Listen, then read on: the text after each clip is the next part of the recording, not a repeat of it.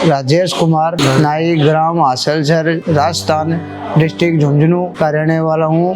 और डॉक्टर साहब ने हमारे लिए तो बहुत बढ़िया काम कर दिया कि हमारे इनसे मिला दिया, और आपने इन्होंने सेवा भी बहुत दी है, बहुत बढ़िया सेवा दी है डॉक्टर साहब ने। मतलब डॉक्टर साहब इतना ही बोलता सर, जानता हूँ। कितना दिन हो गया गायब हो? इसको कम से कम 15 दिन हो गए डॉक्टर साहब। 15 दिन। हाँ। क्या काम करता था? ये कोई बिजली का लाइन का काम करता है, इलेक्ट्रिकल। हाँ। तो 15 दिन से अभी मान लो ये 4-5 दिन तो हमारे को लग गए यहाँ आने में। शादी हो गया इसको? नहीं, शादी नहीं हुई। अभी खुश हो गया? हाँ, बहुत बढ़िया खुश है डॉक्टर साहब। ಎಲ್ಲರಿಗೂ ನಮಸ್ತೆ.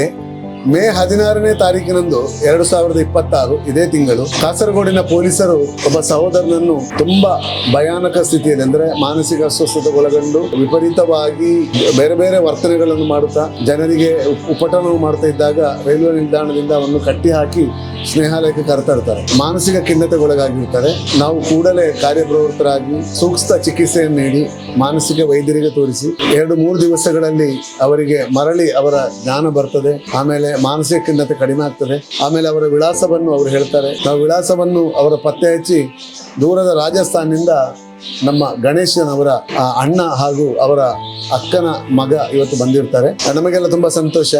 ಯಾಕಂದ್ರೆ ಸ್ನೇಹಾಲಯದಲ್ಲಿ ನಾವು ಕರೆತಂದು ಕಳೆದ 16 ವರ್ಷಗಳಲ್ಲಿ 1800ಕ್ಕಿಂತಲೂ ಅಧಿಕ ಜನರನ್ನು 20-25 ವರ್ಷ ಮನೆಯಿಂದ ಮಿಸ್ ಆದಂತಹ ವ್ಯಕ್ತಿಗಳು, ಮನೆಯಿಂದಲೇ ಅವರು ಸತ್ತು ಹೋಗಿದ್ದಾರೆ ಎಂಬುದಾಗಿ ತಿಳಿದಂತಹ ಪರಿಸ್ಥಿತಿಯಲ್ಲಿ ಇದ್ದವರನ್ನು ಮರಳಿ ಮನೆಗೆ ಸೇರಿಸುವಂತಹ ಕೆಲಸ ಕಳೆದ 16 ವರ್ಷಗಳಿಂದ ಮಾಡ್ತಾ ಬಂದಿದೆ. ಈಗ 17ನೇ ವರ್ಷ ಆಗ್ತಾ ಇದೆ ಸ್ನೇಹಾಲಯ ಇಲ್ಲಿ ಆರಂಭವಾಗಿ. ಈ 17 ವರ್ಷಗಳಲ್ಲಿ ಸ್ನೇಹಾಲಯಕ್ಕೆ ಸಹಕರಿಸಿದ ಎಲ್ಲ ದಾನಿಗಳನ್ನು ನೆನೆಸುತ್ತಾ, ಸರ್ವಶಕ್ತನು ನಮಗೆ ಈ ರೋಗಿಗಳ ಜೊತೆಯಲ್ಲಿ ಸೇವೆ ಮಾಡಲು ಕೊಟ್ಟಂತಹ ಕೃಪೆಗಾಗಿಯೂ, ಈ ರೋಗಿಗಳ ಸೇವೆ ಮಾಡಲು ಧನ ಸಹಾಯ ಹಾಗೂ ಪ್ರಾರ್ಥನಾ ಸಹಾಯ ಹಾಗೂ ಎಲ್ಲ ರೀತಿಯ ನಮಗೆ ಸಹಾಯಗಳನ್ನು ನೀಡಿದಂತಹ ಸಕಲ ದಾನಿಗಳನ್ನು ನೆನೆಸುತ್ತಾ ನಾವು ಕೃತಜ್ಞತೆಯನ್ನು ಸಲ್ಲಿಸ್ತಾ ಇದ್ದೇವೆ.